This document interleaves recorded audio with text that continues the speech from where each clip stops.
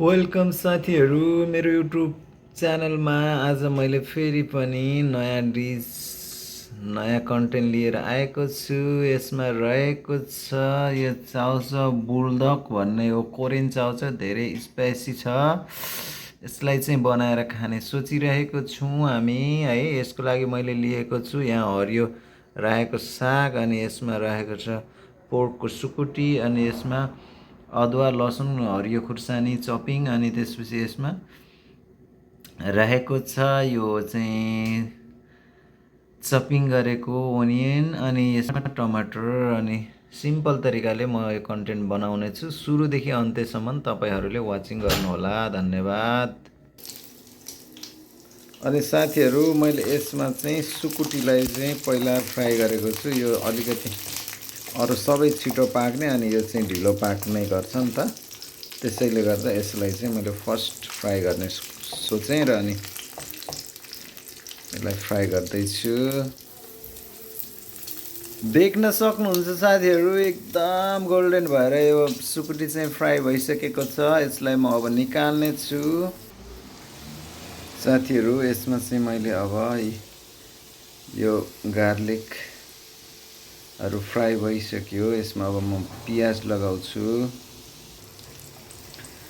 देख्न सक्नुहुन्छ साथीहरू यो प्याज पनि अलमोस्ट फ्राई हुन लागिसकेको छ। मैले अघि यसलाई फ्राई गरिसकेको यो ड्राई सुकुटीलाई चाहिँ यसमा चाहिँ लगाउँदैछु। लगाएर यसलाई चाहिँ फेरि यो प्याज टमाटर मसलाहरू लगाएर चाहिँ यसलाई म मजाले पकाउने छु। अनि लास्टमा चाहिँ चाउचाउ हालिने छु। सेम लाइक हामीले नेपालमा पकाउँछौँ नि त्यसरी नै पकाउने सिम्पल तरिकाले है त साथीहरू। हेर्नुहोस् है लास्टसम्म मजेदार हुँदैछ, एकदम स्पाइसी चाउचाउ, कोरियन चाउचाउ मैले फर्स्ट टाइम बनाएर चाहिँ खाने सोचिरहेको छु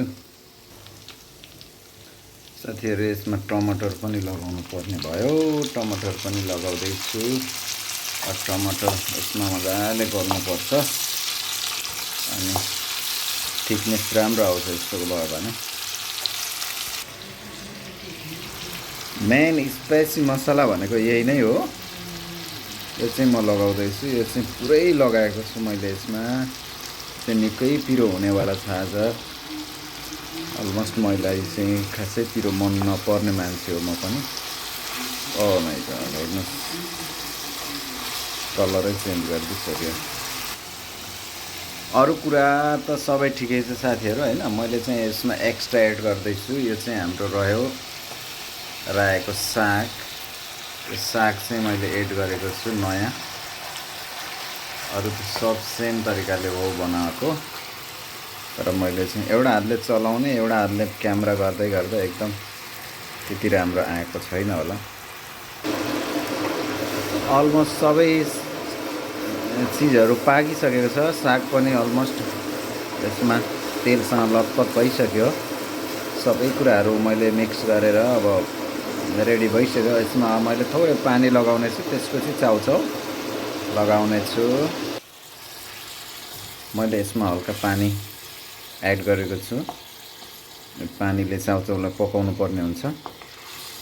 अब म पानी हल्का उम्लिन दिन्छु, अनि त्यसपछि चाउचाउ एड गर्नेछु, अनि रेडी हुनेछ साथीहरू।